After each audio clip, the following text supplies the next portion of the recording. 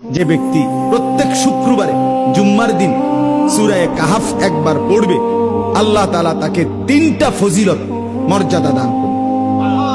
নবীজি সাল্লাল্লাহু আলাইহি সাল্লাম বলেছেন, 1 নাম্বার, এই সূরা পুরাটা যে পড়বে শুক্রবার দিন, আল্লাহ তাআলা তার জমিন থেকে মানে তার পায়ের নিচ থেকে 7 আসমান পর্যন্ত তার জন্য পুরাটা জায়গা নূর আলোকিত করে দিবে।